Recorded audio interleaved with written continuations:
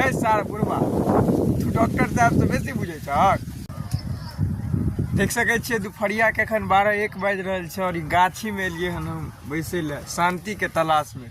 गाछी में दुआरे एलिए हन जे पिछला 1-2 दिन से जे घटना सब सुन रहल छी ओइसे हमरा सबके कनी मन के शांति चाहिए, दिमाग के आराम चाहिए, स्थिर के जरूरत है। दिमाग किया छै दिमाग के स्थिरता के जरूरत भेले ई जे काल्हि परसू खुना हमर दोस्त के एगो बाबा छलखिन जिनका मन खराब हो गेल।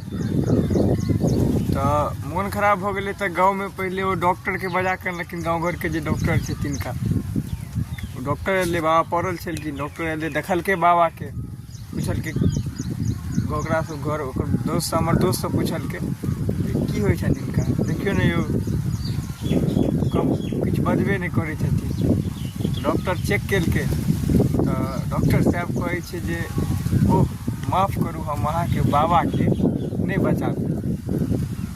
तो बाबा कहे छै लेकिन डॉक्टर साहब हम तो जीवते छिए। तो वो जो पोता छले हुनकर दोस्त हमर से कहे छै है सार बुढ़वा तू डॉक्टर साहब से बेसी बुझे छक। डॉक्टर साहब कह देलकै नहीं बचा पेला के मतलब तू नहीं बचलक, बुझ गेलिए कि नहीं। वह तकलीफ से गाछी में शांति के तलाश में